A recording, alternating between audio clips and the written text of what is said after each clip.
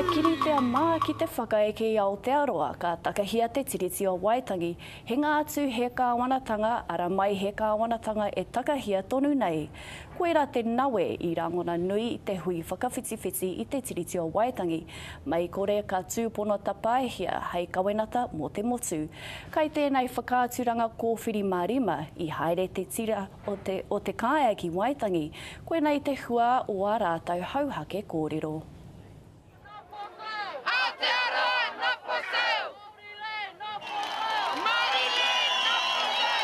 Ko ngā āwangawanga mo te oko ngātu o ngā rawa o te motu, ngā wakatau take me te kōpaki pūtea, te take i tā e kia i oa i te Māori o te motu, ki ngā ui e toru ki Irangi, i karanga ia nei e tā e pi te iau, i ngā tau iwa te kau. I oki mai anō te motu ki te tīmarae, te wāi i tūtū ai te pueu te kautau ki muri. E a ua rereke ngā take, engari noho tonu ana te tūkino o ngā kaupapa te kāwanatanga i te Māori, i mata ki te ia nei e tā epi. Ko ngā wakatau take tonu, ngā wakawhitinga ki te RMA, me te waka e i te ture takutai moana, e tahi o ngā take mo te waka moanatanga o te Māori ki Waitangi, i tēnei wiki, ai kawe, ai āpai te kaupapa, ia arawara te uara i Waikiko, uara i a ngai tonu, e unu i ai i ngā angatāmi i te Māori, e ora ai ngā ritenga me ngā tika a te Māori, e pū mau ai ngā unga waipānga e rua o te tiriti o Waitangi. Te manahi whakahaere ia rātou. Ngā kōrerotia, ngā moe a ngā whakaaro, ke te huri tonu. Pera ka mihi kia koutou, kua hure tiki tō tāre. Ere mai rā ki te whakakotahi a tātou, ki te whakakotahi anō i a tātou, arā ki te whakawhanau ngāno hoki a tātou, i ngāno hoki tēnei kaupapa a tātou, e whawhai hoki tātou i te whawhai pai. A ke tō tika i tō tātou ki e kei tātou, arā ki te taumata hoki, arā ke tūranga tira i tātou, ke tūtangatai hoki tātou, e ngā rangi katoa here mai nei, arā ki moi a tātou. A koa no te ueatai e wā o te motu, no o tonu ana ko ngā nawe me ngā tūkino a te karauna. Ka tika kua arama. I runga i te pōiri, i runga i te kara, i te kaupapa. Wakatakatori ai, hei wakatika. Me penei taku kōreo, kua tika ke mai o tātou tūpana. He te anō tātou, he puria. I tēnei pakita, i tērā pakita, i tēnei pakita. Kei rei rai, waka tauira mai au te kaupapa. Mai au, tai mai ki tēnei.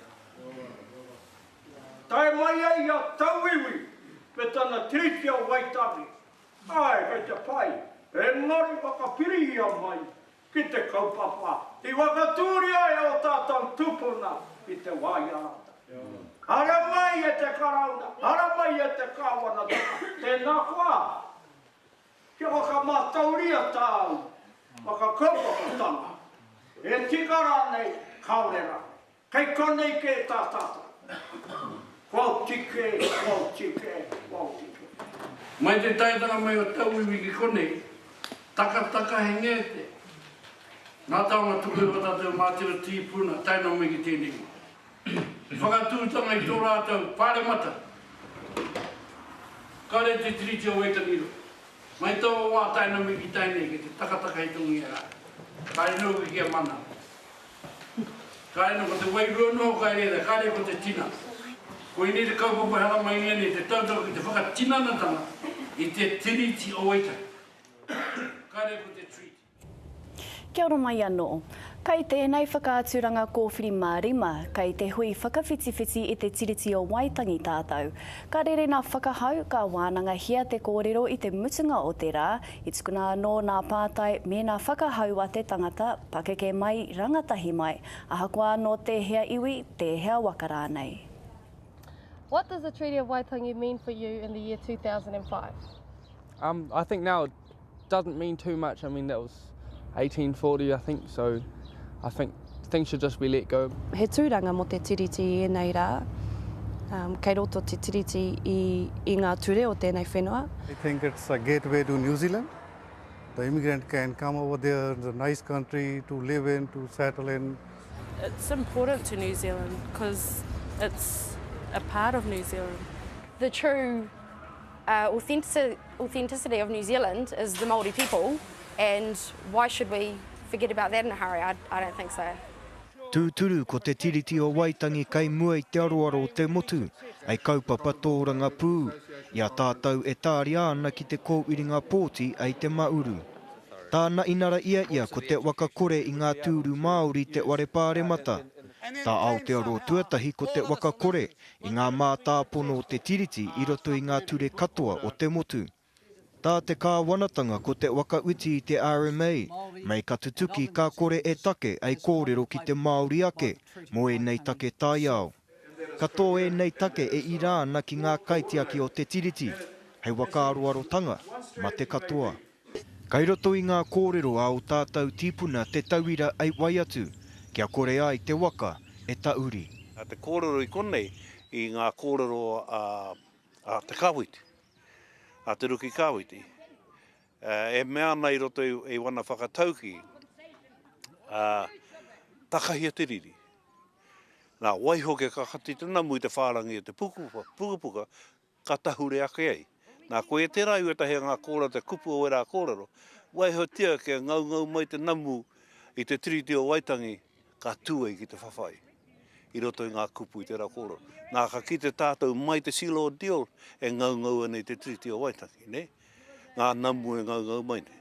Kia au nei nā, koe nei ngā hui me whaiwhai a tātou, nā te mea, ai te pōhiri te mai rai ngāpuhi, koe nei tono kia ngāpuhi e ki nei te tiriti ngā ngāpuhi. Ai, engari kia maumahara mai anu I haina katoa no tātou, aha kua no muri I haina ai, no reire e whai wāhi katoa na tātou ki te tiriti.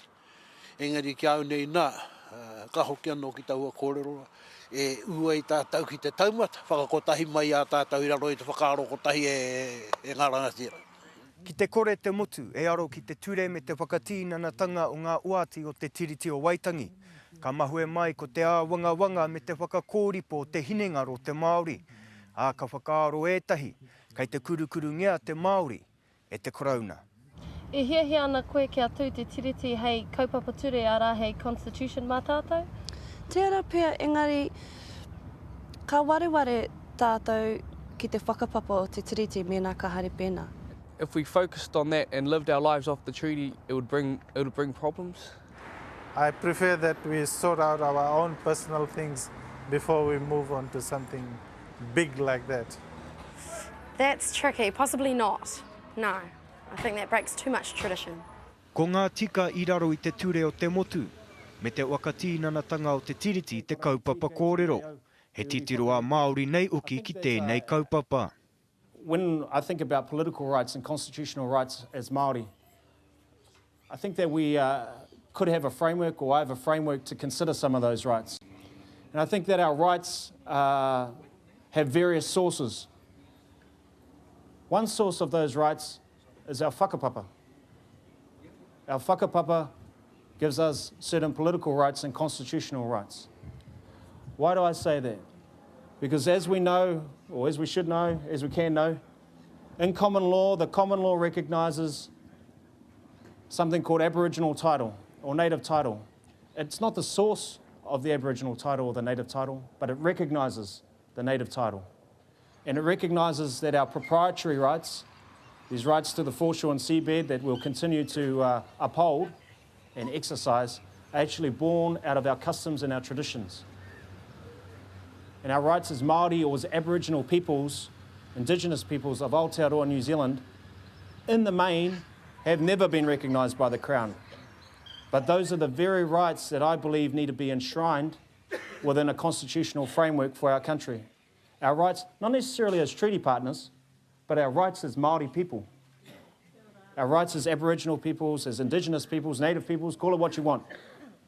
But nā tō tātou whakapapa, mai te wā I hi te ika nei, tai no ki a tātou ngā mangu taipo e noho nei, tō tātou me ki, o tātou tikanga me o tātou ritanga.